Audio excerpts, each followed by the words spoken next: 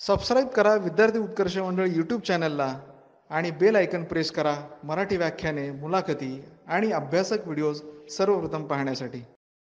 आजचं आपलं जे सत्र आहे ते करिअरची निवड याच्यावर आहे. आपलं शिक्षण, आपलं करिअर हे आपल्या सगळ्यांसाठीच अतिशय महत्त्वाचं असतं. आणि हे जे महत्त्वाचं शिक्षण आहे त्याच्यामधला अतिशय महत्त्वाचा टप्पा म्हणजे 10वी. आता 10वी एवढं का महत्त्वाचं आहे त्याचं एक कारण आहे. आपण असं बघूया आता की 10वी पर्यंत जे विषय असतात अभ्यासाला ते खरं म्हणजे कंपल्सरी असतात. काही शाळांमध्ये 8वी किंवा 9वी मध्ये काही विषयांसाठी पर्याय असतात. पण सर्वसाधारणपणे जे काही सिलेबस असतं ते 10वी पर्यंतचं ठरलेलं असतं आणि सर्व विद्यार्थ्यांना त्या विषयांचा अभ्यास करायला लागतो. मग त्यांना ते येऊ दे किंवा नको येऊ दे, आवडू दे किंवा नको आवडू दे. 10वी नंतर पहिल्यांदाच विद्यार्थ्यांना निवड करायची ही संधी मिळते. 10वी नंतरच आपल्याला पहिल्यांदा ठरवता येतं की आपल्याला कुठल्या विषयामध्ये शिक्षण घ्यायला आवडेल किंवा कुठल्या विषयाचा सखोल अभ्यास करायला आवडेल. आता ही जी निवड करायची असते ती मुख्यतः शाखेची निवड असते. म्हणजे 10वी नंतर कुठे ऍडमिशन घ्यायची, सायन्सला घ्यायची का कॉमर्सला घ्यायची का आर्ट्सला घ्यायची.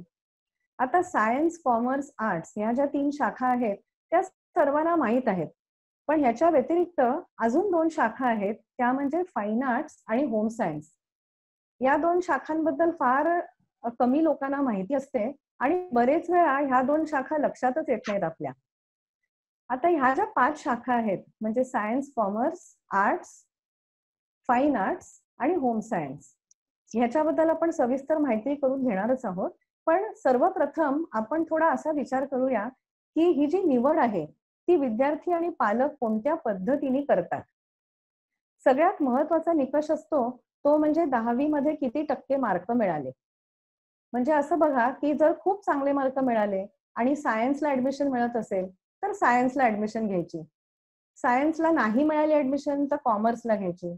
कॉमर्सला नाही मिळाली तर मग आर्ट्सला घ्यायची. आपण जेव्हा असा विचार करतो ना तेव्हा कुठेतरी आपण सायन्स, कॉमर्स, आर्ट्स यांना एक दर्जा देत असतो. म्हणजे तो अशा पद्धतीने की सायन्स शाखा म्हणजे सर्वात श्रेष्ठ, त्याच्या खालोखाल कॉमर्स आणि सगळ्यात कनिष्ठ म्हणजे आर्ट्स. पण खरं म्हणजे हे अतिशय चुकीचं आहे. कुठलीही शाखा ही श्रेष्ठ किंवा कनिष्ठ अशी नसते. प्रत्येक शाखा मग सायन्स असू दे, कॉमर्स असू दे, आर्ट्स असू दे, आपल्या आपल्या ठिकाणी ती श्रेष्ठच आहे. मुळात सायन्स, कॉमर्स, आर्ट्स या तिन्ही शाखांकरता लागणाऱ्या क्षमता, आवड आणि कधी कधी स्वभाव विशेष सुद्धा हे अगदी वेगवेगळे असतात. म्हणून खरं म्हणजे आपण त्यांची आणि टक्केवारीचं जर बघायचं झालं तर आपण आता बघतोय की चित्र अगदी पालटलेलं आहे. म्हणजे सायन्सच्या बरोबरीने आज कॉमर्स आणि आर्ट्सला सुद्धा खूप चांगले टक्के लागतात जर चांगल्या कॉलेजला ऍडमिशन मिळायची असेल. सो हा एक निकष झाला. दुसरा असा की कुठल्या विषयामध्ये चांगले मार्क मिळाले 10वीच्या परीक्षेमध्ये. म्हणजे थोडक्यात बघा की जर सायन्स आणि गणित अशा विषयांमध्ये खूप चांगले मार्क मिळाले तर सायन्सला ऍडमिशन घ्यायची. मॅथ्स मध्ये खूप चांगले मार्क आहेत पण सायन्स मध्ये नाही आहेत तर मग कॉमर्सला घ्यायची. आणि जर भाषा, इतिहास, भूगोल अशासारख्या विषयांमध्ये चांगले मार्क असले तर मग आर्ट्सला ऍडमिशन घ्यायची. पण आपण असं बघूया थोडा विचार करून की हे जे मार्क आहेत ते आपल्याला नक्की काय सांगतात. आपली जर परीक्षा पद्धती बघितली तर आपल्या परीक्षा या विशिष्ट पाठ्यपुस्तकावर किंवा एखाद्या विशिष्ट अभ्यासक्रमावर आधारलेल्या असतात. म्हणजे कोणत्याही सर्वसाधारण बुद्धीच्या विद्यार्थ्यांनी जर प्रामाणिकपणे, सातत्यपणे अभ्यास केला तर कोणत्याही विषयामध्ये बऱ्यापैकी चांगले मार्क मिळू शकतात. म्हणजेच हे मार्क आपल्याला नक्की काय सांगतात. मार्क आपल्याला असं सांगतात की आपण ह्या विषयाचा खूप चांगला अभ्यास केला आहे. जो अभ्यास आपण केला आहे तो आपल्याला चांगल्या लक्षात राहिलाय म्हणजे आपली स्मरणशक्ती खूप चांगली आहे आणि केलेला अभ्यास आपण अतिशय चांगल्या पद्धतीने आपल्या उत्तरपत्रिकेमध्ये उतरवू शकतो. म्हणजेच असं बघा की एखाद्या विषयामध्ये खूप चांगले मार्क मिळाले याचा अर्थ असा होत नाही की आपल्याला तो विषय नीट येतच असेल किंवा चांगला समजलाच असेल किंवा त्यातली क्षमता आपली चांगली असेलच असं नाही. म्हणून हा सुद्धा निकष खरं म्हणजे बरोबर नाही. बरेच वेळा असं होतं की आई वडिलांचं शिक्षण कुठल्या शाखेमध्ये आहे किंवा एकंदर आपल्या घरामध्ये, नातेवाईकांमध्ये जास्त करून कुठल्या विषयाचं शिक्षण शाखेमध्ये किंवा त्या विषयासाठी मुलं निवड करतात.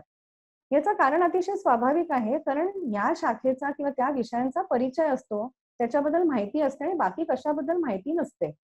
माहिती नसली की साधारण आपल्याला असं साहजिकच आहे की थोडं असुरक्षित वाटतं, अनिश्चित वाटतं आणि म्हणून आपण परिचित निवड करायला जातो. पण असं बघा, जर माहिती नसेल, तर माहिती नक्की करून घेता येते आपल्याला. बरेच वेळा पालकांना असं वाटतं, की विद्यार्थ्यांनी जर आपल्या मुलांनी म्हणजे जर कुठल्या वेगळ्या शाखेमध्ये ॲडमिशन घेतली, कुठल्या वेगळ्या क्षेत्रामध्ये त्यांनी शिक्षण घेतलं, तर त्यांना काही अडचण आली तर आपण त्यांना मदत करू शकणार नाही. पुन्हा जर विचार केला तर लक्षात येईल, की मदतीसाठी अनेक पर्याय आपल्याकडे उपलब्ध आहेत. अजून एक गैरसमज असतो मुलांच्या मनामध्ये, ते म्हणजे सर्वसाधारणपणे सगळ्यांना वाटतं, की सायन्स म्हणजे खूप कठीण आहे. कॉमर्स हे सायन्सपेक्षा सोपं आहे आणि आर्ट्स हे अगदी सोपं आहे. मला इथे अगदी सांगावसं वाटेल सर्व विद्यार्थ्यांना आणि पालकांना सुद्धा, की असं अजिबात नाहीये. कदाचित सायन्सच्या काही संकल्पना ह्या समजायला कठीण असतील. पण स्कोरिंग करणं हे आर्ट्समध्ये अतिशय अवघड असतं. मुळात मला असं वाटतं, की कुठलाही विषय कठीण किंवा सोपा नसतो. आपल्याला जे येतं, आपल्याला जे समजतं, ते आपल्यासाठी सोपं असतं आणि जे आपल्याला समजत नाही, ते आपल्यासाठी कठीण असतं. तसंच कुठलंही क्षेत्र हे चांगलं किंवा वाईट नसतं. ज्या क्षेत्रामध्ये आपण चांगलं काम करू शकतो, नैपुण्य मिळवू शकतो किंवा आपला परफॉर्मन्स जिथे चांगला होऊ शकतो, ते आपल्यासाठी चांगलं. त्यामुळे आपली क्षमता काय आहे, हे लक्षात घेणं अत्यंत गरजेचं आहे. त्याचप्रमाणे आपली आवड काय आहे, हे पण लक्षात घेणं गरजेचं आहे. सो जेव्हा आपण करिअरची निवड करतो, शाखेची निवड करतो, तेव्हा कोणत्या गोष्टी लक्षात घ्यायला हव्यात? तर त्या म्हणजे आपली क्षमता काय आणि आपली आवड काय? आपली क्षमता जिथे आहे, तिथे आपल्याला यश मिळेल. आपल्याला जर एखादा विषय आवडीचा असला, तर आपण खूप त्याच्यामध्ये कष्ट घेतो, खूप मन लावून काम करतो आणि नक्कीच आपल्याला यश जास्त मिळतं. पुन्हा असं बघा, की कष्ट किंवा मेहनत याला पर्याय नाही. क्षेत्र कोणतंही असू दे, विषय कुठलाही असू दे, प्रयत्न आणि प्रयत्नांचं सातत्य हे सगळ्यांना कंपल्सरी आहे. पण आपल्या जर आवडीचा विषय असेल ना, तर त्याच्यात केलेले कष्ट हे कष्ट वाटत नाही. आपण अतिशय मजेत अभ्यास करतो, अतिशय मजेत काम करतो आणि ही मजा येणं, शिक्षण घेण्यामध्ये मजा येणं आणि पुढे आपला व्यवसाय करण्यामध्ये मजा येणं, हे अतिशय महत्वाचं आहे जेव्हा आपण करिअरचा विचार करतो. आता ओळखायचं कसं, की आपली क्षमता काय आहे किंवा आपली आवड काय आहे? बरेच वेळा विद्यार्थ्यांना स्वतःचं खूप चांगल्या प्रकारे परीक्षण करता येतं किंवा त्यांना एक स्वतःबद्दल चांगलं जजमेंट असतं, की आपल्याला काय येतं, आपल्याला काय समजतं किंवा आपल्याला काय करायला आवडतं. अर्थात प्रत्येक विद्यार्थ्याला तसं जजमेंट असेल असं नाही. पालक किंवा शिक्षक हे विद्यार्थ्यांना अगदी लहानपणापासून बघत असतात, वाढताना, मोठं होताना पाहत असतात. त्यांचं निरीक्षण असतं, ते सुद्धा खूप चांगलं मार्गदर्शक ठरू शकतं आपल्यासाठी करिअरच्या निवडीकरता. पण पुन्हा हे जे निरीक्षण आहे, ते डोळस असणं खूप महत्वाचं आहे. इथे एक मला इंटरेस्टिंग किस्सा तुम्हाला सांगावासा वाटतोय. माझ्याकडे अनेक वर्षांपूर्वी एक आई आली होती, तिच्या मुलाला घेऊन आणि आल्याच तिने मला सांगितलं, की माझ्या मुलाला मला ऑटोमोबाईल इंजिनियर बनवायचंय. तर मी सहज विचारलं, की "ठीक आहे, पण का बरं तुम्हाला त्याला ऑटोमोबाईल इंजिनियर बनवायचंय?" तर तिने मला असं उत्तर दिलं, की त्याला ना वेगवेगळ्या गाड्यांमध्ये बसून फिरायला खूप आवडतं. आता मला सांगा, की कुणाला आवडत नाही वेगवेगळ्या गाड्यांमध्ये बसून फिरायला? जेव्हा आपण करिअरची निवड करतो, तेव्हा ही आवड पुरेशी आहे का? नक्कीच नाही. जर ऑटोमोबाईल इंजिनिअर म्हणून करिअर करायचं असेल, तर वेगवेगळ्या गाड्यांमधलं इंजिन कसं आहे, त्याची पॉवर कशी आहे, त्याचं फंक्शनिंग कसं आहे, हे सगळं जाणून घ्यायची उत्सुकता, त्याच्याविषयी असलेली एक पॅशन ही खूप महत्वाची आहे. म्हणून मला असं म्हणायचंय, की निरीक्षण सुद्धा डोळस असलं पाहिजे. आणि सगळ्यात उत्तम उपाय म्हणजे एखाद्या तज्ञाकडनं मार्गदर्शन करून घ्या. करिअर काउन्सिलरकडे जा. करिअर काउन्सिलिंगसाठी काही चाचण्या असतात, ज्याच्याद्वारे असेसमेंट केली जाते आणि ह्या अतिशय शास्त्रशुद्ध अशा चाचण्या आहेत आणि त्या चाचण्यांमधून क्षमता काय आहे, आवड काय आहे, एकंदर स्वभाव, व्यक्तिमत्व कशा प्रकारचं आहे, या सगळ्या गोष्टींचं मापन होतं आणि त्याप्रमाणे कोणते पर्याय एखाद्या विद्यार्थ्यासाठी योग्य आहेत त्या संबंधी करिअर काउन्सिलर मार्गदर्शन करू शकते. आणि मग अगदी 10वी नंतर कुठल्या शाखेमध्ये प्रवेश घ्यायचा इथपासून शिक्षणाच्या शेवटपर्यंत सर्व काही मार्गदर्शन केलं जातं. आता या चाचण्या कधी करायच्या? तर 8वी नंतर कधीही या चाचण्या करता येतात. पण मी असं सांगेन की 10वीच्या परीक्षेनंतर या चाचण्या करणं ही सगळ्यात उत्तम आणि योग्य वेळ आहे. एक म्हणजे 10वी नंतर मी आता म्हटलं की सगळ्यात पहिल्यांदा संधी मिळते निवड करायची ती 10वी नंतर असते. त्यामुळे तेव्हा जर हे मार्गदर्शन केलं तर अगदी कुठली शाखा घ्यायची इथपासनं पहिल्यापासनं नीट मार्गदर्शन करता येतं आणि करिअरला आपल्याला एका स्मूथ ट्रॅकवर टाकता येतं. तसंच विद्यार्थ्यांची सुद्धा 10वी पर्यंत एक मानसिकता थोडी त्याप्रमाणे झालेली असते की त्यांना पण एक उत्सुकता असते की पुढचं आपलं करिअर कसं असणार आहे, शिक्षण काय असणार आहे. ती मानसिकता थोडी डेव्हलप होणं सुद्धा अतिशय महत्वाचं आहे. सध्याच्या काळात आपण बघतो की 10वी नंतर आठवड्याच्या आतच कधी-कधी पुढचे एंट्रन्सचे क्लासेस सुरू होतात. त्यामुळे आता गेल्या काही 4-5 वर्षांपासून मी असं बघते की पालकांना आणि विद्यार्थ्यांना ही खूप गैरसोय होते की 10वीची परीक्षा झाल्यानंतर ते असेसमेंट करणार कधी आणि मग निर्णय कधी घेणार आणि त्याप्रमाणे ऍडमिशन कधी घेणार. त्यामुळे हल्ली मी पालकांना असं सांगते की 9वीची परीक्षा झाली कीच मुलांची चाचणी करून घ्या आणि त्याप्रमाणे 10वीचं वर्ष सुरू होतानाच ठरवता येईल की पुढे एंट्रन्स कुठली द्यायचे, क्लासला कुठले ऍडमिशन घ्यायचे, हे सगळे डिसिजन वेळच्या वेळी घेता येतील. जर काही कारणाने 9वी 10वी मध्ये जर राहिली ही चाचणी करायची तर प्लीज असं समजू नका की आता वेळ निघून गेलेली आहे. 11वी नंतर किंवा 12वी नंतर सुद्धा या चाचण्या करता येतात. जरी शाखेची निवड झाली असली तरी प्रत्येक शाखेमध्ये 12वी नंतर सुद्धा अनेक असंख्य पर्याय आहेत. त्याचं मार्गदर्शन मिळणं सुद्धा अतिशय गरजेचं आहे की 12वी नंतर नेमकं काय करायचं. तसंच आपल्याकडे पुष्कळ आता प्रोफेशनल कोर्सेस आहेत. प्रोफेशनल कोर्सेस म्हणजे ज्याला फॅकल्टीचं रिस्ट्रिक्शन नसतं. 12वी पर्यंतचं शिक्षण हे कोणत्याही शाखेमधलं असलं तरी 12वी नंतर ते कोर्सेस आपल्याला करता येतात. त्याबद्दल सुद्धा माहिती मिळू शकते आणि त्याबद्दल सुद्धा आपल्याला मार्गदर्शन मिळतं आणि पर्याय निवडता येतात. त्यामुळे आवश्यक ह्या चाचण्या आहेत अतिशय आणि खरंच एखाद्या तज्ञाकडे जाऊन हे मार्गदर्शन करून घ्या. आता आपण असं बघूया की ह्या ज्या वेगवेगळ्या शाखा आहेत 12वी नंतरच्या त्याच्याबद्दल थोडी आपण ओळख आणि परिचय करून घेऊया.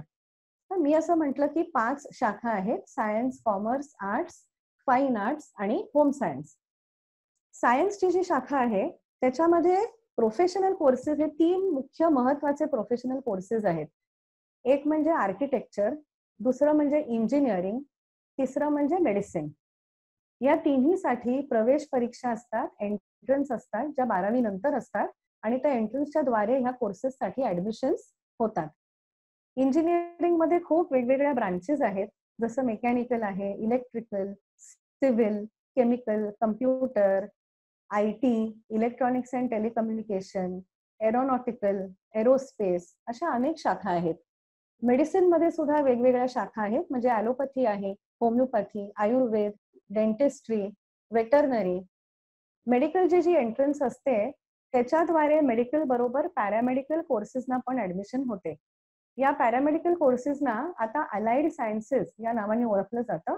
त्याच्यामध्ये physiotherapy, occupational therapy, speech therapy, prosthetics, orthotics असे वेगवेगळे कोर्सेस असतात. मेडिसिनशी रिलेटेड अजून एक क्षेत्र आहे ते म्हणजे फार्मसी. जी सीईटी असते, महाराष्ट्र सीईटी, ती परीक्षा प्रवेश परीक्षा म्हणून असते, ज्याच्या थ्रू फार्मसीला ऍडमिशन मिळते. हे प्रोफेशनल कोर्सेस झाले. ह्याच्या व्यतिरिक्त सायन्स या शाखेमधनं अनेक विषयांमध्ये BSc आणि MSc असं करता येतं. उदाहरणार्थ फिजिक्स आहे, फिजिक्स बरोबर ऍस्ट्रोफिजिक्स, ऍस्ट्रॉनॉमी, स्पेस सायन्स असे काही विषय आहेत. केमिस्ट्री किंवा केमिस्ट्रीवर आधारलेले वेगवेगळे विषय म्हणजे ऑइल्स आहे, पेंट्स आहे, डाईज, केमिकल्स, फार्मास्युटिकल्स, कॉस्मेटिक्स.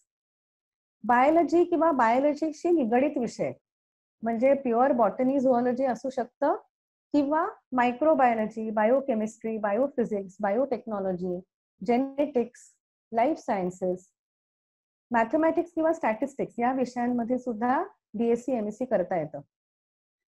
आता सायन्स शाखेमध्ये जर फिजिक्स, केमिस्ट्री, बायोलॉजी अशा विषयांमध्ये प्युअर सायन्सचा अभ्यास करायचा असला तर त्यासाठी एक वेगळी एंट्रन्स आहे, ज्याला KVPY म्हणतात, म्हणजे किशोर वैज्ञानिक प्रयोग योजना. आता ही जी एंट्रन्स आहे त्याचे कोचिंग क्लासेस सुद्धा वेगळे असतात. आता हे कुठलेही विषय घेऊन आपण BSc, MSc, PhD हे करू शकतोच. पण ही जी प्युअर सायन्सची एंट्रन्स आहे त्याच्याद्वारे आपल्याला अतिशय नामांकित इन्स्टिट्यूट ऑफ सायन्स मधनं शिक्षण घेता येतं आणि 12वी नंतर 5 वर्षाच्या इंटिग्रेटेड कोर्स नंतर आपण सायंटिस्ट बनू शकतो. अजून 3 पद्धतीचे विषय मला इथे सांगावेसे वाटतील सायन्स शाखेमधले. एक म्हणजे कम्प्युटरशी रिलेटेड, ज्याच्यामध्ये कम्प्युटर सायन्स आहे, इन्फॉर्मेशन टेक्नॉलॉजी आहे, कम्प्युटर ऍप्लिकेशन्स आहे. फारसे माहिती नसलेले अजून काही विषय म्हणजे निसर्गाशी निगडित विषय, म्हणजे agriculture, horticulture, forestry, fishery science, environmental science, dairy farming, animal husbandry किंवा ओशनोग्राफी आहे, अर्थ सायन्स आहे. त्याचप्रमाणे फूड रिलेटेड पण काही विषय आहेत, जसं फूड सायन्स, फूड टेक्नॉलॉजी, ज्याच्यामध्ये food conservation, food preservation, quality testing, quality control यासारखे विषय असतात. ओके, हे आता थोडंसं आपलं झालं सायन्समध्ये काय काय आपल्याला करणं शक्य आहे ह्याचा एक आपण थोडा व्ह्यू घेतला. आता आपण वळूया कॉमर्सकडे. कॉमर्स शाखेमध्ये 12वी नंतर रेग्युलर BCom हे ग्रॅज्युएशन तर आहेच, पण त्याचबरोबर कॉमर्समध्ये पण आता अनेक स्पेशलाइज्ड कोर्सेस आहेत, जसं bachelor in accounting and finance म्हणजे BAF आहे, किंवा BBI आहे म्हणजे bachelor in banking and insurance. आता पुढे जर अकाउंट्स किंवा फायनान्स या क्षेत्रामध्ये काही नोकरी व्यवसाय करायचा असेल तर ह्या BAFचा नक्की जास्त फायदा होतो. तसं बँकेची नोकरी करायची असेल बँकेमध्ये तर BBIचा नक्कीच फायदा होतो. सायन्स शाखेमधले 2 कोर्सेस म्हणजे BSc IT आणि BCA म्हणजे कॉम्प्युटर ऍप्लिकेशन्स, हे जे 2 अभ्यासक्रम आहेत ते कॉमर्सच्या विद्यार्थ्यांना सुद्धा 12वी नंतर खुले आहेत. कॉमर्समध्ये अतिशय महत्वाचे प्रोफेशनल कोर्सेस म्हणजे CA म्हणजे चार्टर्ड अकाउंटंट, ICWA म्हणजे कॉस्ट अकाउंटंट, CS म्हणजे कंपनी सेक्रेटरी. या तिन्ही कोर्सेससाठी 12वी नंतर प्रवेश परीक्षा असते, ज्याच्याद्वारे ह्या कोर्सेसना ऍडमिशन मिळते आणि मग एकाच वेळी पॅरलल असं ग्रॅज्युएशन आणि हा कोर्स असं चालू राहतं. आता थोडंसं बोलूया आर्ट्स बद्दल. आर्ट शाखेमधले जे विषय आहेत त्याचे आपल्याला थोडे 3 गट करावे लागतील, समजायला सोपे जातील म्हणून. पहिला गट आहे तो आहे भाषांचा. आता भाषांमध्ये पुन्हा भारतातल्या भाषा आहेत आणि फॉरेन लँग्वेजेस पण आहेत. भारतातल्या भाषांचा विचार केला तर इंग्लिश, हिंदी, मराठी, गुजराती, पाली, अर्धमागधी अनेक भाषा आहेत ज्याच्यामध्ये आपल्याला BA MA करता येतं. फॉरेन लँग्वेजेस मध्ये सुद्धा फ्रेंच आहे, जर्मन आहे, जॅपनीज आहे, स्पॅनिश आहे, चायनीज आहे. फॉरेन लँग्वेजेस मध्ये जर आपण ट्रान्सलेशन मध्ये मास्टर्स केलं तर ट्रान्सलेटर किंवा इंटरप्रिटर म्हणून खूप चांगलं करिअर होऊ शकतं. हा भाषेविषयी झाला पहिला गट. दुसरा जो गट आहे आर्ट्स मधला तो आहे humanities.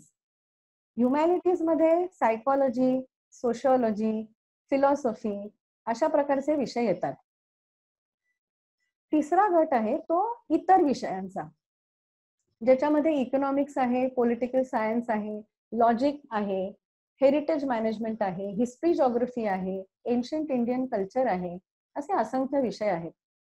So science, commerce, arts याच्यामध्ये असे अनेक विषय कव्हर होतात. आता उरलेल्या 2 शाखा बघूया, त्यांच्याबद्दल खूप माहिती सर्वांना नसते. एक म्हणजे फाईन आर्ट्स. फाईन आर्ट्स मध्ये जनरली ड्रॉइंग, पेंटिंग, स्कल्पचर अशा प्रकारचे विषय शिकायला मिळतात आणि त्याच्यामध्ये स्पेशलायझेशन करता येतं. होम सायन्स मध्ये काही सायन्सचे आणि काही आर्ट्सचे विषय असं कॉम्बिनेशन असतं. होम सायन्स मध्ये पण स्पेशलायझेशन अनेक प्रकारची आहेत. उदाहरणार्थ त्यातही हॉटेल मॅनेजमेंट अँड केटरिंग आहे, फॅशन डिझायनिंग आहे, फूड न्यूट्रिशन अँड डायटेटिक्स आहे, ह्युमन डेव्हलपमेंट आहे. हे झाल्या 5 मुख्य शाखा. मगाशीच मी तुम्हाला सांगितलं की आपल्याकडे अनेक प्रोफेशनल कोर्सेस आहेत, म्हणजे काही 12वी नंतर, काही ग्रॅज्युएशन नंतर, ज्याला शाखेचं रिस्ट्रिक्शन नसतं. त्यातले काही महत्वाचे कोर्सेस आता आपण बघूया. एक म्हणजे लॉ.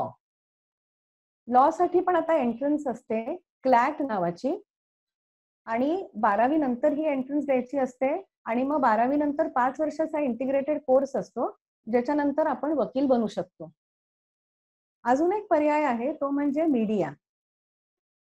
BMM हा कोर्स सगळ्यांना ऐकून माहिती असेल. 12वी नंतर BMM करता येतं, ज्याच्यामध्ये जर्नलिझम, ऍडव्हर्टायझिंग असे प्रकारचे विषय असतात स्पेशलायझेशन करता. एक अतिशय सुंदर क्षेत्र आहे ते म्हणजे डिझायनिंग.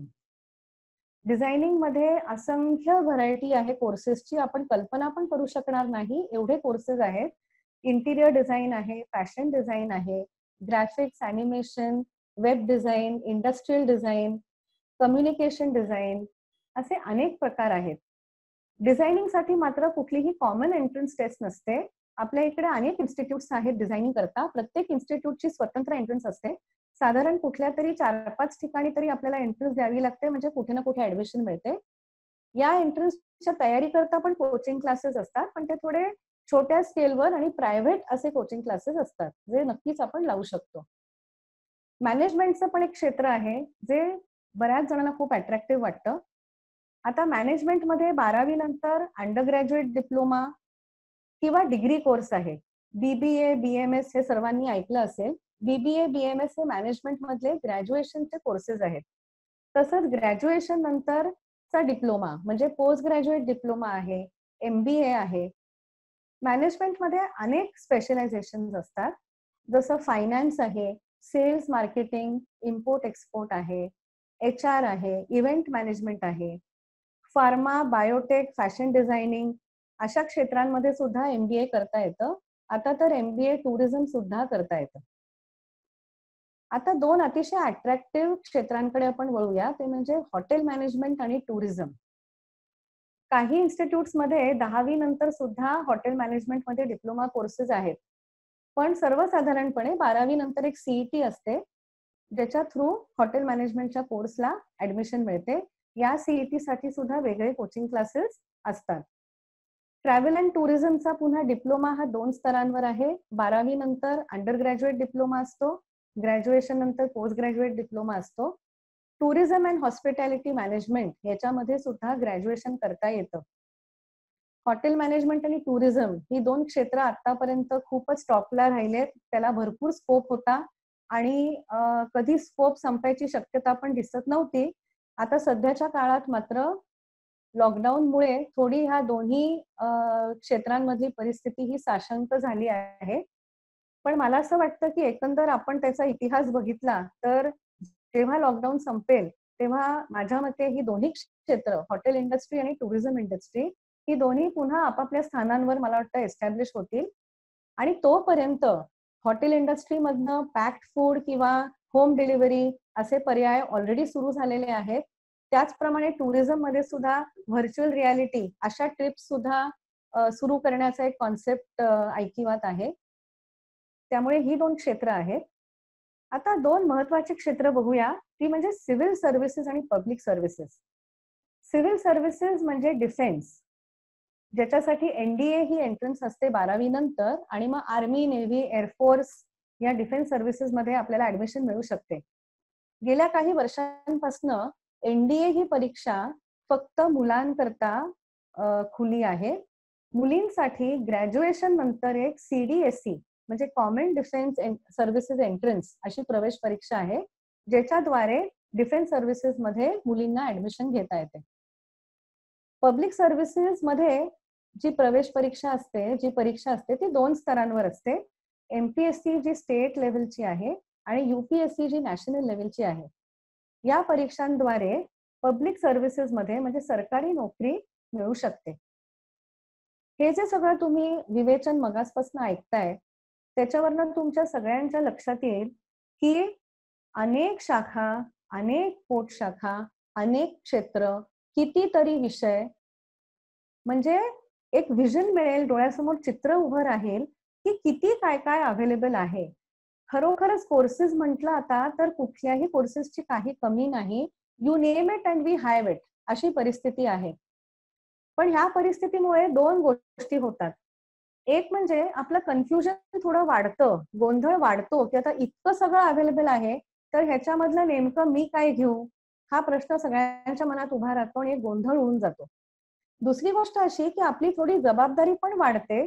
पूर्वी जेव्हा असं होतं, की फारसे ऑप्शन्सच नव्हते, तेव्हा कुठल्यातरी एका शाखेला ॲडमिशन घ्यायची 10वी नंतर आणि मग ठराविक ग्रॅज्युएशन किंवा पोस्ट ग्रॅज्युएशन करायचं. ह्याच्यापेक्षा जास्त काही पर्याय अवेलेबल नव्हते. पण आता असं होतं, की जर इतक्या फॅसिलिटीज आपल्याकडे अवेलेबल आहेत, तर आपली सुद्धा जबाबदारी वाढते, की आपण स्वतःकरता एक अचूक, योग्य आणि अनुरूप असा पर्याय निवडला पाहिजे.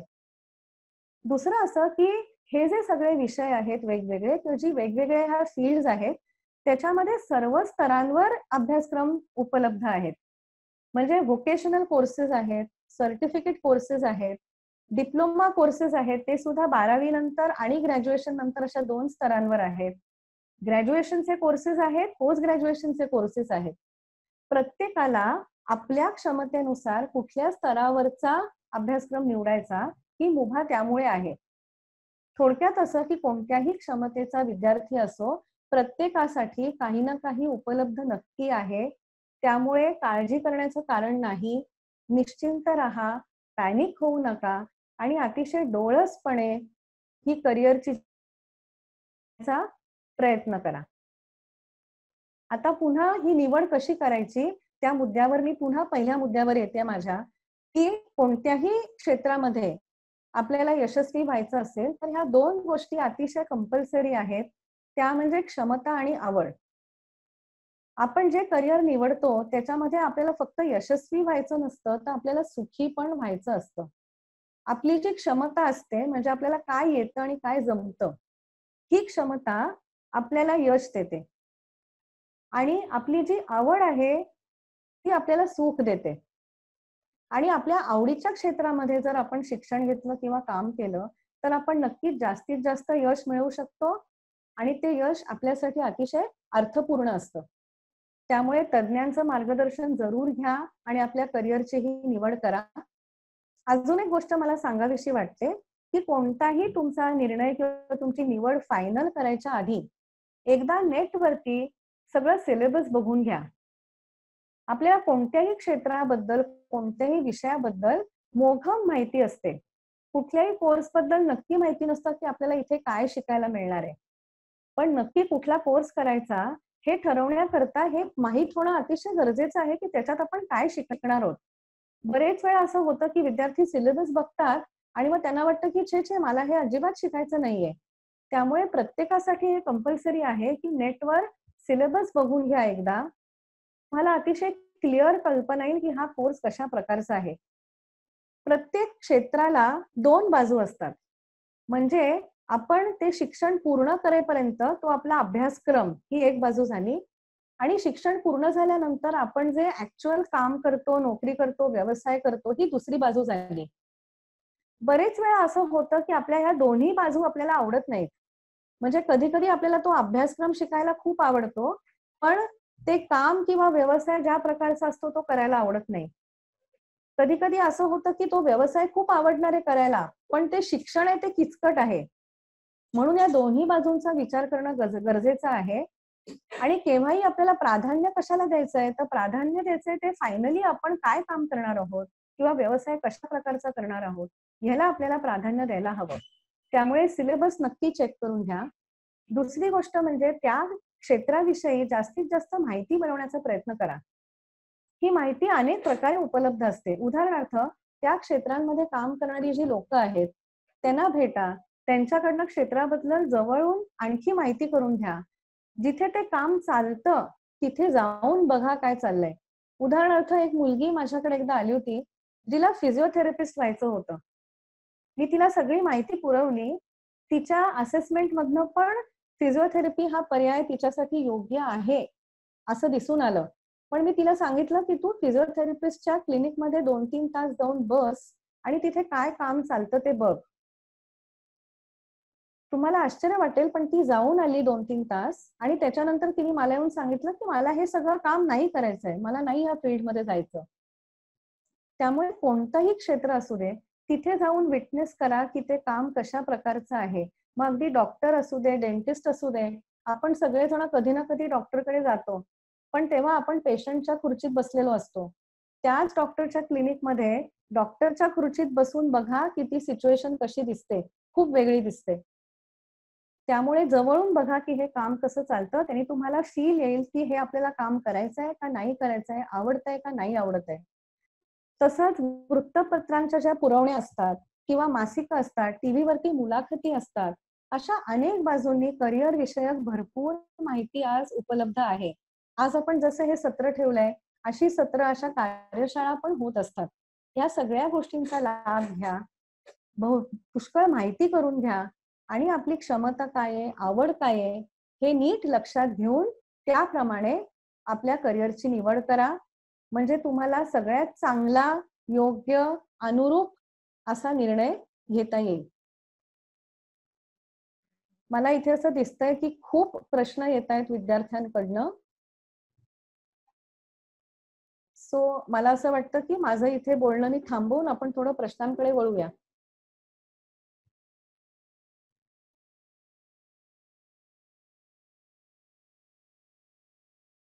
ते मगाशी बोलता बोलता मी थोडं त्याच्याबद्दल बोलले की पूर्वी अशी परिस्थिती होती की सायन्सला खूप जास्त पर्सेंटेज लागायचं, म्हणजे कमीत कमी 80च्या वर.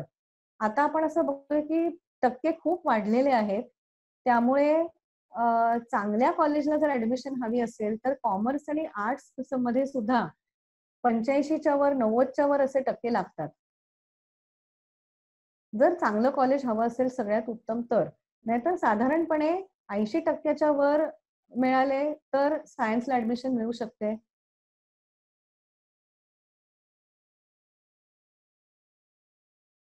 साधारणपणे टेंडन्सी अशी असते की मार्कांप्रमाणे जिकडे ऍडमिशन मिळते तिकडे घ्यायची.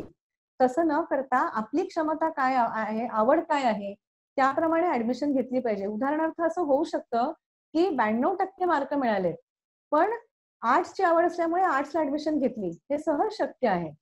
त्यामुळे प्लीज मार्कांप्रमाणे जाऊ नका. मार्क हे ठरवू देत की तुम्हाला किती चांगलं कॉलेज मिळू शकतं, पण कुठली शाखा घ्यायची ही तुमची क्षमता आणि आवड हे बघूनच ठरवा फक्त.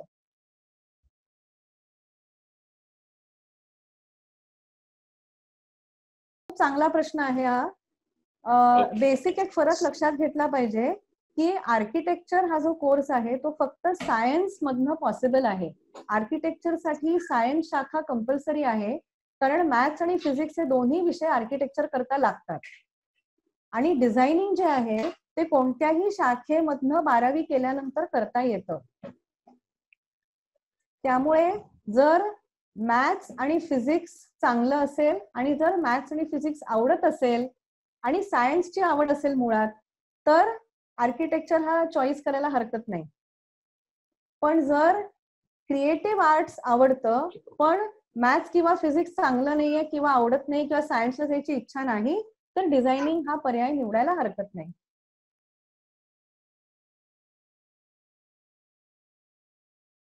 हा पण खूप चांगला प्रश्न आहे, कारण हा खूप कॉमन गोंधळ आहे जो सगळ्यांच्या मनामध्ये असतो. बऱ्याच जणांचा कल असा असतो की 10वी नंतर डिप्लोमा इंजिनिअरिंगला ऍडमिशन घेऊन टाकायची, म्हणजे नंतर प्रश्न नको. इथे पुन्हा मी असं सांगेन की ऑलवेज इट इज बेटर की 12वी पर्यंत शिक्षण पूर्ण करा. ते अशासाठीच की सपोज डिप्लोमाला ऍडमिशन घेतली आणि काहीही कारणाने जर असं झालं की तो डिप्लोमा आपल्याला पूर्ण करता येत नाहीये, त्याच्यात सक्सेस मिळत नाहीये किंवा ते आवडत नाहीये, काही होऊ शकतं, तर आपल्या हातात फक्त 10वी हे क्वालिफिकेशन राहतं.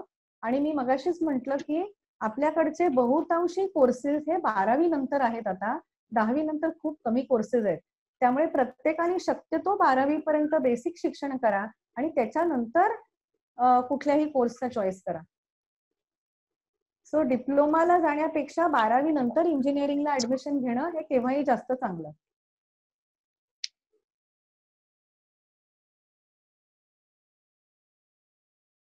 त्याला पण सायन्स स्ट्रीम ही कंपल्सरी आहे. आता 12वी सायन्स नंतर एरोस्पेस इंजिनिअरिंग ही एक इंजिनिअरिंगची ब्रांच आहे जी घेता येते. मगाशी मी सांगितलं त्याप्रमाणे बीएससी मध्ये सुद्धा स्पेस सायन्स असाही विषय घेता येतो. असे 2 प्रकार आहेत. एरोस्पेस इंजिनिअरिंग करता येईल किंवा स्पेस सायन्स पण करता येतं, BSc with space science.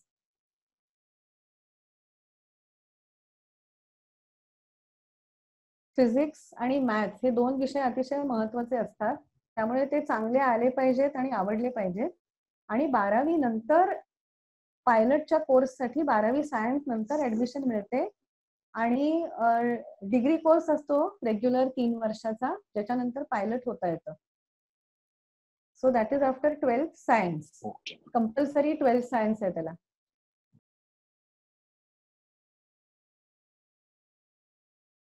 Law साठी मी सांगितलं त्याप्रमाणे क्लॅट नावाची एंट्रन्स असते, जी 12वी नंतर साधारण मेच्या पहिल्या आठवड्यात असते आणि या एंट्रन्सच्या थ्रू लॉ कॉलेजचे ऍडमिशन होतात. त्याच्यासाठी पण कोचिंग क्लासेस असतात, जे 11वी 12वी बरोबर अटेंड करता येतात आणि मग ही परीक्षा देता येते.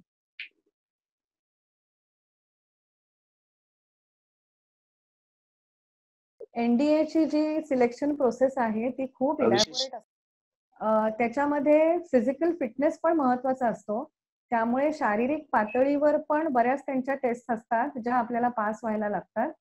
एक रिटन एक्झाम असते, त्याच्यानंतर इंटरव्ह्यू, ग्रुप डिस्कशन अशा बऱ्याच राऊंड असतात. सो एक 3, 4, 5 स्टेप्स असलेली ही परीक्षा आहे आणि ज्या सगळ्या पायऱ्या आपण क्रॉस केल्या तरच आपल्याला ऍडमिशन मिळू शकते.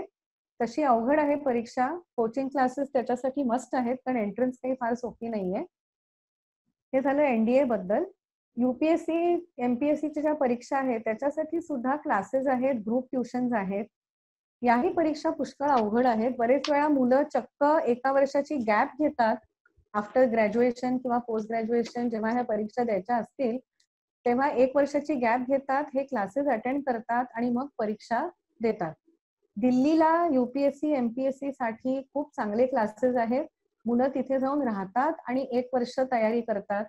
पुण्यामध्ये पण खूप चांगले कोचिंग क्लासेस आहेत युपीएससी एमपीएससी करता. त्याच्यासाठी बेसिक क्वालिफिकेशन ग्रॅज्युएशन आहे. मिनिमम ग्रॅज्युएट असायला लागतं तरच या परीक्षा आपल्याला देता येतात.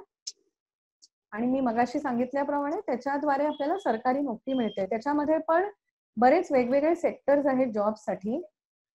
म्हणजे फायनान्स रिलेटेड सेक्टर्स आहेत, जसं इन्कम टॅक्स असतं, सेंट्रल एक्साइज आहे, अकाउंट्स अँड फायनान्स आहे, IFS आहे म्हणजे फॉरेन सर्व्हिस, ज्याच्यात डिप्लोमॅट्स, अँबॅसेडर्स हे असतात, आणि IAS आहे ऍडमिनिस्ट्रेटिव्ह सर्व्हिस. पुन्हा मी असंच म्हणेन की ह्या ज्या वेगवेगळ्या डिपार्टमेंट्स आहेत गव्हर्नमेंट जॉब्सच्या, तुमच्या नावांवरनच लक्षात येईल की वेगवेगळ्या डिपार्टमेंट्स करता पुन्हा वेगवेगळं क्षमता आणि आवड हे कॉम्बिनेशन लागतं.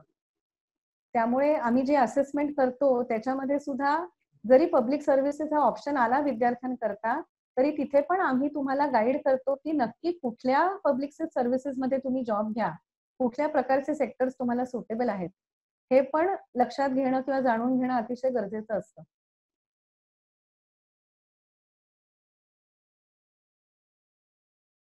थोडंसं हे कुठली स्पर्धा परीक्षा आहे त्याच्यावर अवलंबून आहे. आता उदाहरणार्थ ह्या ज्या सगळ्या एंट्रन्सेस 12वी नंतर असतात, त्याचे जनरली सगळे क्लासेस हे 11वी पासून सुरू होतात. आता ह्या परीक्षांसाठी असं असतं की आपल्याला 11वी 12वी पण करायचं असतं, 12वीची बोर्ड एक्झाम पण द्यायची असते आणि शिवाय ही एंट्रन्स द्यायची असते. त्यामुळे त्या एंट्रन्सचा अभ्यास सुद्धा 11वी पासूनच थोडा थोडा करणं गरजेचं आहे. म्हणजे 2 वर्ष समांतर 11वी 12वीचा पण अभ्यास आणि ह्या एंट्रन्सचा पण अभ्यास असं आपल्याला करायला लागेल. सगळ्या एंट्रन्स एक्झामसाठी मी एक नक्की सांगेन की रेग्युलॅरिटी असणं अतिशय महत्वाचं आहे अभ्यासामध्ये. या कोणत्याही परीक्षेची तयारी ही आयत्या वेळी 11th आवरला होऊ शकत नाही.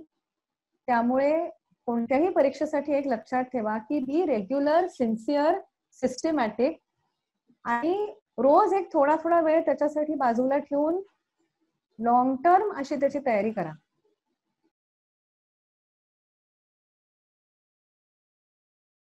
ओके, आता फॅशन डिझायनिंग करायला 2 पर्याय आहेत.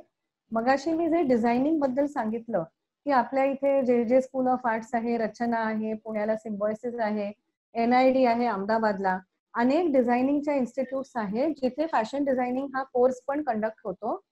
याची एंट्रन्स असते 12वी नंतर, ज्या एंट्रन्सच्या थ्रू फॅशन डिझायनिंग करता आपल्याला ह्या डिझायनिंग इन्स्टिट्यूट मध्ये ऍडमिशन घेता येते. दुसरा एक पर्याय म्हणजे होम सायन्स कॉलेजेसमध्ये पण फॅशन डिझायनिंग हा एक ऑप्शन आहे फॉर स्पेशलायझेशन.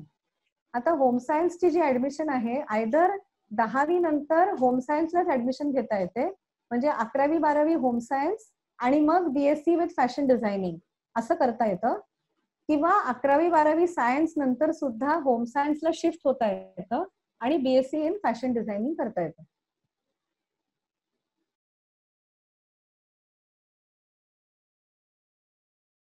ITI मध्ये हजारो कोर्सेस आहेत. याचं मुख्य गोष्ट अशी आहे की ते प्रॅक्टिकल बेस्ड कोर्सेस आहेत, ज्याच्यात थिअरीचा पसारा नाही, प्रॅक्टिकल वर्क ओरिएंटेड असे हे कोर्सेस आहेत. आता बरेच वेळा असं होतं की मुलांमध्ये बेसिक बौद्धिक क्षमता खूप चांगली असते असं नाही, किंवा आपण जे अकॅडमिक इंटेलिजन्स म्हणतो तो असतो असा नाही, पण ITI सारख्या कोर्सेससाठी जे मेकॅनिकलचं किंवा प्रॅक्टिकल स्किल लागतं ते त्यांच्याकडे असतं. अशा मुलांकरता हे ITI चे कोर्सेस अतिशय उत्तम आहेत, जे 10वी नंतरच करता येतात डायरेक्टली. आणि हे जे कोर्सेस आहेत ते व्होकेशनल कोर्सेस आहेत, जे त्या कोर्स प्रमाणे विशिष्ट व्यवसायांकरता आपल्याला तयार करतात. फॉर एक्झाम्पल एखादा गॅरेज मेकॅनिक याचा जर कोर्स असेल तर तो कोर्स करून तुम्ही लागलीच काम करायला सुरुवात करू शकता as a mechanic in a garage. So ज्यांच्याकडे अकॅडमिकली फार शिक्षण घेण्याची शक्यता नाहीये, त्याचं कारण काही असू शकतं, क्षमता असू शकते, आर्थिक परिस्थिती असू शकते, तर अशा मुलांसाठी जर हे स्किल असेल, मेकॅनिकल स्किल असेल, कोर्सेस अनेक प्रकारचे आहेत, म्हणजे अगदी एअर कंडिशनिंगचं सर्व्हिसिंग वगैरे खूप कोर्सेस आहेत, फ्रिज रेफ्रिजरेटर रिपेअरिंग आहे, इलेक्ट्रिशियन आहे. सो त्या प्रकारचं स्किल जर असेल तर हे कोर्सेस नक्की 10वी नंतर करायला हरकत नाही, ज्याच्यामुळे एखाद्या व्यवसायासाठी आपण तयार होतो, पैसे मिळवण्याचं एक साधन निर्माण होतं.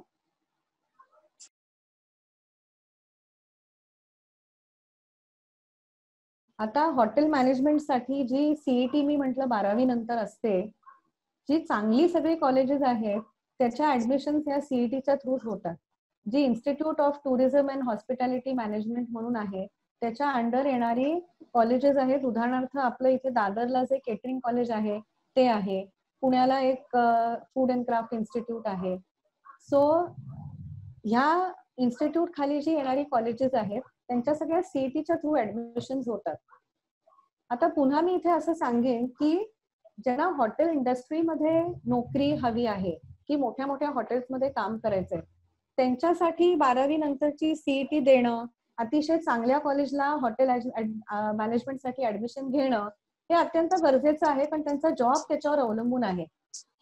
जर आपल्याला ह्या हॉटेल मॅनेजमेंटकडे एक व्यवसाय म्हणून बघायचं असेल तर कोणताही हॉटेल मॅनेजमेंटचा कोर्स जो आपल्याला स्किल्स शिकवतो तो कोर्स सुद्धा आपल्यासाठी पुरेसा असतो, कारण आपण जेव्हा व्यवसाय करतो स्वतःचा तेव्हा कोणी आपल्याकडे सर्टिफिकेट किंवा डिग्री काय आहे हे मागत नाही.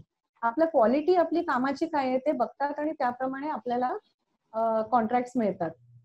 हे मी मुद्दाम सांगते कारण क्षमतेचा विचार केला किंवा आर्थिक परिस्थितीचा विचार केला तर बरेच वेळा असं होतं की जे ऑप्शन्स अवेलेबल आहेत ते सगळे आपल्याला घेता येतातच असं नाही.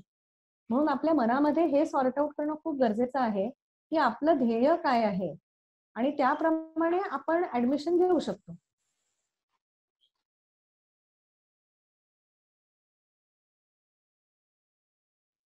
आता मॅनेजमेंटच्या जवळजवळ सगळ्याच कॉलेजेसमध्ये सर्व प्रकारचे मॅनेजमेंट कोर्सेस हे अवेलेबल आहेत.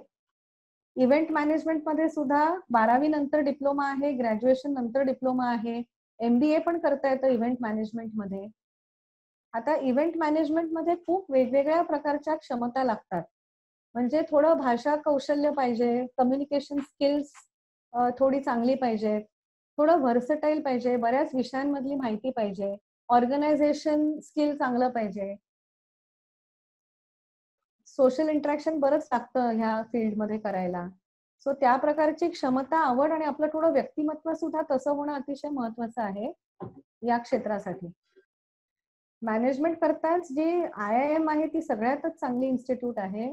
जमनालाल बजाज पण खूप चांगली इन्स्टिट्यूट आहे.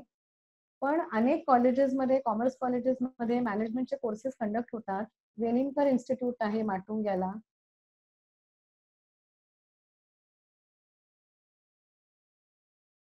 डिझायनिंगचं जे मी क्षेत्र तुम्हाला सांगितलं मगाशी, तर डिझायनिंग मध्ये जी अनेक स्पेशलायझेशन आहेत त्याच्यामध्ये फोटोग्राफी हे पण एक स्पेशलायझेशन आहे. म्हणजे पूर्ण डिग्री कोर्स आहे फोटोग्राफीचा. फोटोग्राफी मध्येच ग्रॅज्युएशन करता येतं. फोटोग्राफीचे पुन्हा अगदी सर्टिफिकेट कोर्सेस पासून ते डिग्री कोर्स पर्यंत सगळ्या लेवल्सला कोर्सेस उपलब्ध आहेत. फोटो स्टुडिओज मधनं पण छोटे छोटे कोर्सेस घेतात जे काही आठवड्यांचे असतात. सर्टिफिकेट कोर्सेस असतात, डिप्लोमा कोर्सेस असतात. प्रत्येकाने पुन्हा आपली क्षमता किती आहे आणि आपण पुढे त्याचं करिअरमध्ये रूपांतर करताना सुद्धा कुठल्या लेवलला करणार हा विचार करून ठरवलं पाहिजे की आपल्याला कुठल्या स्तरावरचा कोर्स करायचा.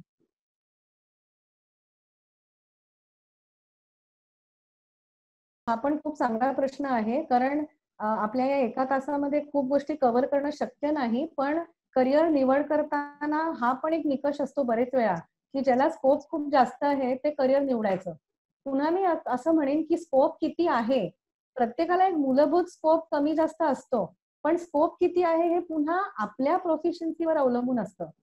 उदाहरणार्थ सपोज मी म्हटलं की अॅनिमेशनला खूप चांगला स्कोप आहे, पण जर माझा त्यातला परफॉर्मन्स किंवा माझी त्यातली अचिव्हमेंट चांगली नसेल तर मला स्कोप मिळणं कठीण आहे अॅनिमेशन मध्ये. So whatever is the field, you have to be good and expert in that field, तरच तुम्हाला स्कोप आहे हे पहिलं आपण लक्षात घेतलं पाहिजे. आणि as far as animation is concern, आता आपण बघतो की एकतर हे कम्प्युटर गेम्स, व्हिडिओ गेम्स किंवा फिल्म्स वगैरे पण सगळ्या खूप ग्राफिक डिझाईन वगैरेच्या प्रमाणे बनतात. सो आता अॅनिमेशन, ग्राफिक डिझाईन ह्याला खूपच स्कोप आहे, खूपच जास्त स्कोप आहे. पण पुन्हा तुम्ही जर त्याच्यात एक्सपर्ट होऊ शकलात तर तुम्हाला स्कोप आहे, नाही तर नाहीये.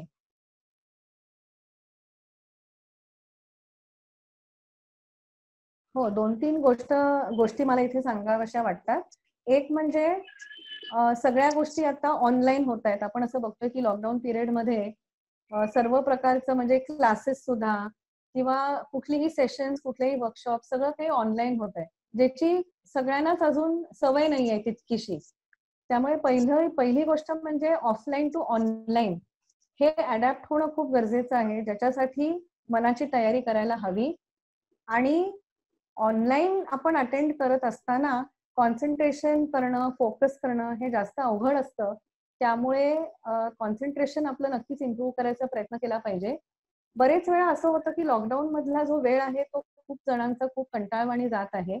सो आपलं जे आवडीचं काही असेल एखादं क्षेत्र, आपले जे छंद असतील त्याच्यात आपण थोडा वेळ घालवायचा रोज प्रयत्न केला पाहिजे, ज्याने आपली मनाची उभारी थोडी आपण आणू शकतो, उत्साह वाढू शकतो. आणि मग ज्या इतर गोष्टी आपण करतो, जसं तुम्ही म्हणाल स्किल्स वाढवण्यासाठी काय करायचं, तर ऑनलाईन पुष्कळ गोष्टी अवेलेबल आहेत. ज्या गोष्टी शिकायची खूप इच्छा होती पण कदाचित वेळ मिळाला नाही, अशा गोष्टी शिकता येतील. कोणाला गाण्याची आवड असते, कोणाला चित्रकलेची आवड असते, तर तो आपला वेळ आपल्या छंदामध्ये थोडा घालवू शकतो. त्याच गोष्टी शिकण्यासाठी आपण वापरू शकतो वेळ. आणि मन जितकं आपण प्रसन्न ठेवू, मन रमवायचा प्रयत्न करू, तितका आपल्याला हा जो सगळा स्ट्रेस आहे त्याच्याशी कोप करणं हे सोपं जाईल. आणि थोडी एक आपण गोष्ट लक्षात घेतली पाहिजे की ही जी आत्ताची परिस्थिती आहे ती कोणाच्याही हातात नाहीये. बरेच वेळा असं आपण करतो की जी परिस्थिती आहे त्याच्यामुळे आपला खूप त्रागा होतो आणि आपण खूप काय म्हणायचं की फ्रस्ट्रेट होतो त्याच्यामुळे. तर तसं न करता जी परिस्थिती आहे ती आपल्या हाताबाहेरची आहे आणि आहे त्या लिमिटेशन्स मध्ये आपण आपला वेळ चांगल्यात चांगला कसा घालवू शकतो, आपले स्किल्स कसे इम्प्रूव्ह करू शकतो आणि आपण मन कसं प्रसन्न ठेवू शकतो, असा जर आपण विचार केला आणि इथे कल ठेवला तर नक्की हा लॉकडाऊनचा पिरियड आपल्याला थोडा सोपा जाईल.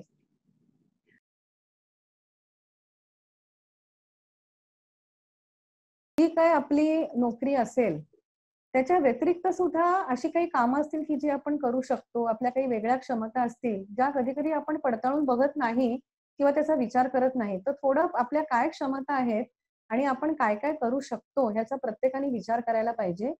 जेव्हा आपण काहीतरी ऑल्टरनेटिव्ह म्हणून शोधतो तेव्हा कदाचित आधीचं जे काम असेल तेच काम, तसंच काम किंवा त्या स्तरावरच काम करता येईल असं नाही, तितकेच पैसे मिळतील असं नाही, कुठेतरी आपल्याला कदाचित कॉम्प्रोमाइज करावं लागेल.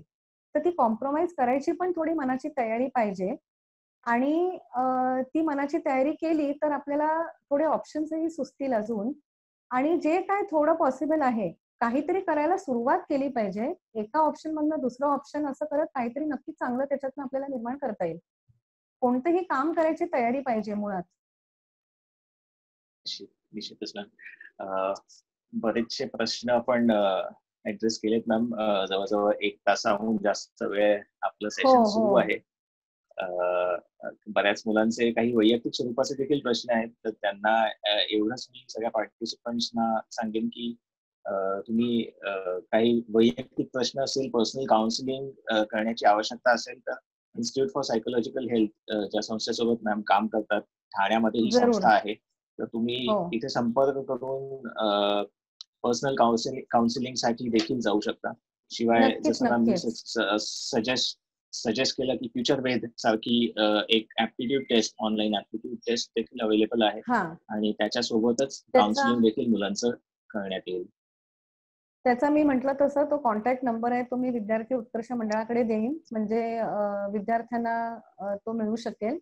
आणि पर्सनल काउन्सिलिंग साठी नक्कीच कॉन्टॅक्ट करू शकता. सध्या ऑनलाईन काउन्सिलिंग सुद्धा चालू आहे, त्यामुळे त्याचा नक्कीच तुम्ही फायदा करून घेऊ शकता. Okay, thank you so much ma'am. जवळजवळ 1.5 तास आपला हा कार्यक्रम सुरू आहे. सुमारे 225हून अधिक पार्टिसिपंट्स आज ऑनलाईन व्याख्यानाला उपस्थित राहिले होते. Very good. एक लॉकडाऊन पिरियड मधला हा आमचा पहिलाच उपक्रम आहे, ज्यामध्ये एक पब्लिक सेशन अरेंज केलेला आहे. आज ज्या सगळ्या पार्टिसिपंट्सनी आज या सेशन मध्ये सहभाग घेतला होता, त्या सगळ्यांचं मी वैयक्तिकरित्या आभार व्यक्त करतो. मॅमनी खूप चांगल्या प्रकारे मार्गदर्शन केलंय आज, त्यांचे देखील मंडळाच्या वतीने खूप खूप आभार. आणि यापुढे देखील त्यांची उपस्थिती आमच्या कार्यक्रमांना अशाच प्रकारे राहील याची निश्चित खात्री वाटते. काही क्लोजिंग वर्ड्स तुम्हाला बोलायचे असतील तर? हो, माझ्याकडनं सुद्धा सगळ्यांना धन्यवाद. आणि मला खूप आनंद होतोय ऐकून की इतक्या मोठ्या प्रमाणात हे ऑनलाईन सेशन विद्यार्थ्यांनी अटेंड केलं आहे. आणि आय होप की आपली ही ऑनलाईन सुरुवात खूप चांगली झाली आहे आणि सगळे विद्यार्थी ह्या सगळ्या माहितीचा लाभ घेतील. विद्यार्थी उत्कर्ष मंडळाशी असाच ऋणानुबंध चालू राहील अशी मला खात्री आहे. आणि तुमचे खूप चांगले उपक्रम आहेत, असंख्य उपक्रम आहेत. त्या सगळ्या उपक्रमांसाठी माझ्याकडनं तुम्हाला शुभेच्छा. खूप खूप धन्यवाद. Thanks a lot.